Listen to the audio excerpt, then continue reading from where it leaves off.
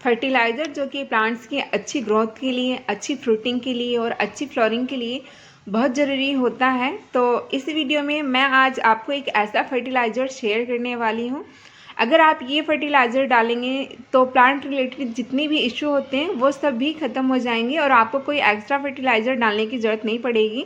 जैसे कि प्लांट्स में अगर कैल्शियम की कमी हो तो चूने का पानी और चॉक का यूज़ किया जाता है, और उसी तरीके से अगर आयरन की कमी हो तो जो हरी पत्तेदार सब्जियां होती हैं उनका लिक्विड फर्टिलाइज़र बना के, या फिर कुछ लोग ऐसा भी करते हैं जो लोहा होता है, यानी कि जो भी घरों में लोहा होता है उसको पानी में रख देते हैं और उसका जो पानी होता है उसको अपने प्लांट्स की जो पॉट है उसमें डालते हैं ताकि उनकी आयरन की कमी पूरी हो जाए।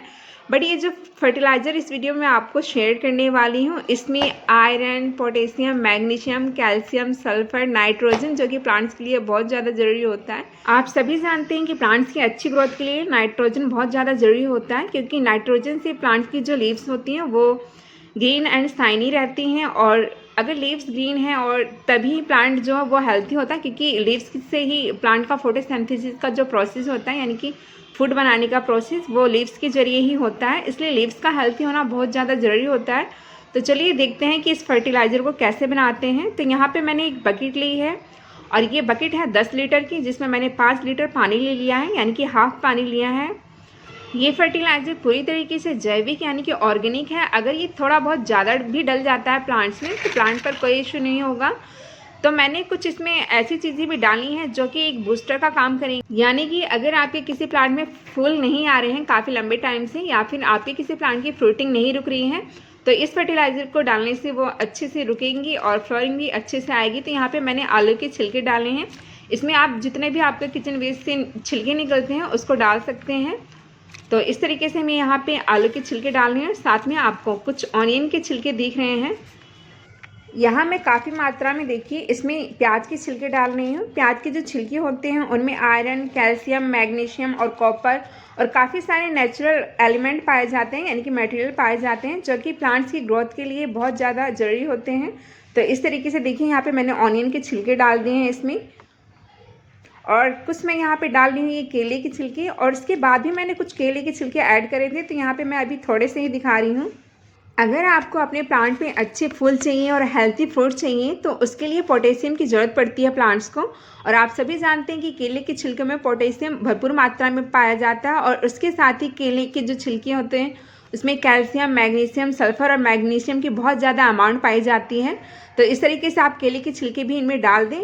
जितना भी आप पानी डालें उसके हिसाब से डालें। जैसे कि मैंने यहाँ पे 5 लीटर पानी लिया है तो इसमें मैंने 5 से 6 केले के छिलके डाले हैं। अगर आप वो थोड़ा बहुत कम भी डालेंगे तो उससे कोई इश्यू नहीं होगा। और साथ में आप यहाँ पे देख रहे हैं ये है वर्मी कंपोस्ट।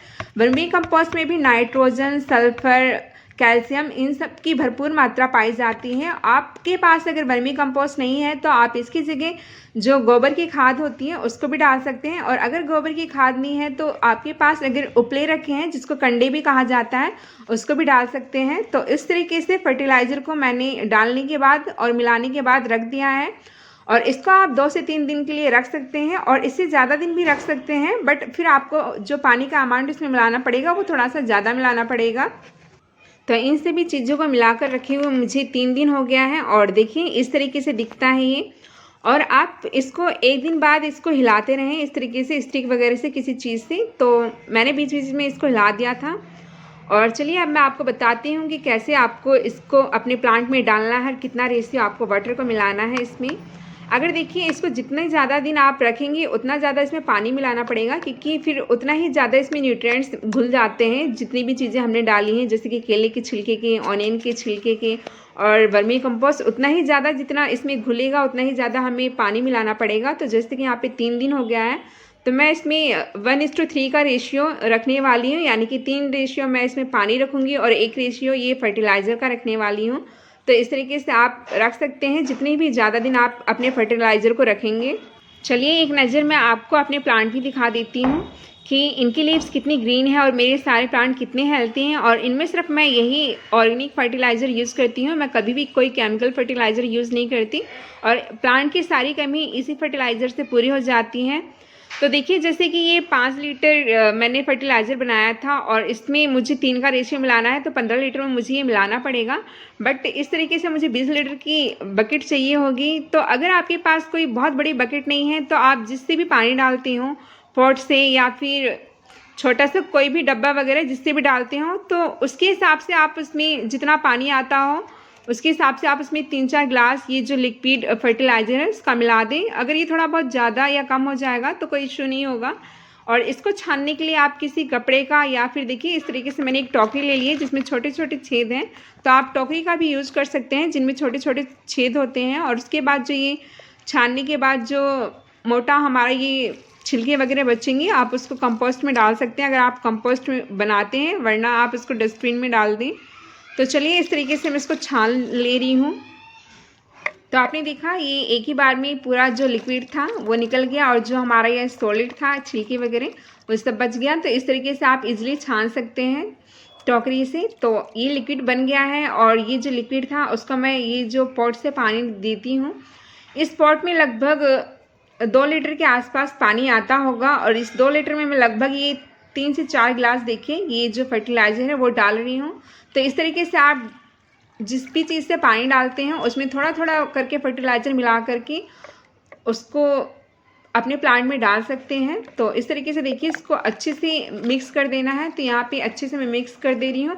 और जब भी फर्टिलाइज़र डालें तो कोशिश करें कि आपकी जो प्लांट है ना उसकी जो सॉइल हो वो गीली ना हो, क्योंकि अगर गीले में हम फर्टिलाइज़र डालते हैं तो उसका कोई इफेक्ट नहीं होता।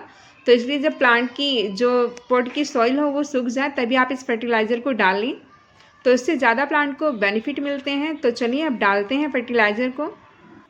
तो आपने सभी प्लांट्स में मैं ये थोड़ा थोड़ा फर्टिलाइज़र डाल दूंगी और आप इस फर्टिलाइज़र को 15 से 20 दिनों के अंदर अपने प्लांट्स में डाल सकते हैं।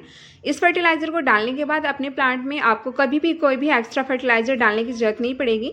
जैसे कि प्लांट में अगर मैग्नीशियम की कमी होती है तो प्लांट में हम एप्सम साल्ट डालते हैं जिसमें मैग्नीशियम सल्फेट होता है। और प्लांट में अगर आयरन की कमी होती है तो हम काफ़ी सारी चीज़ों का, जैसे कि जो हमारी लीफी वेजिटेबल्स होती है उनकी लिक्विड फर्टिलाइज़र बनाते हैं और लोहे का जो पानी होता है उसको डालते हैं, बट उसकी कमी भी इससे पूरी हो जाएगी। और कैल्शियम की कमी के लिए हम काफ़ी लोग एग के जो सेल होते हैं यानी कि छिलके होते हैं उसका चूर्ण बना करके और फिर चूने का जो पानी होता है उसको भी डालते हैं कैल्शियम की कमी की पूरा करने के लिए। बट यहाँ पे आपको कोई भी एक्स्ट्रा फर्टिलाइज़र बनाने की ज़रूरत नहीं पड़ेगी, चाहे वो कैल्शियम की कमी को पूरा करना हो, चाहे आयरन की कमी को पूरा करना हो, या मैग्नीशियम, नाइट्रोजन, सारी ही कमी इस फर्टिलाइज़र से पूरी हो जाएगी।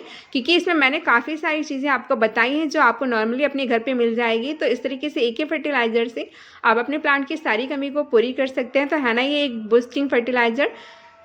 और मेरे सारे प्लांट्स की कंडीशन आपके सामने है और मैं इनमें कुछ भी एक्स्ट्रा केयर नहीं करती। और मेरे जितने भी ये इस तरीके से वेजिटेबल प्लांट होते हैं उनमें भी मैं बस यही फर्टिलाइज़र डालती हूँ। तो इस तरीके से आप ये फर्टिलाइज़र बना करके 15 से 20 दिनों में यूज़ करेंगे तो आपके प्लांट में कोई भी कमी नहीं होगी। तो आई होप आपको ये वीडियो पसंद आई होगी। तो चलिए मिलते हैं नेक्स्ट वीडियो में। बाय।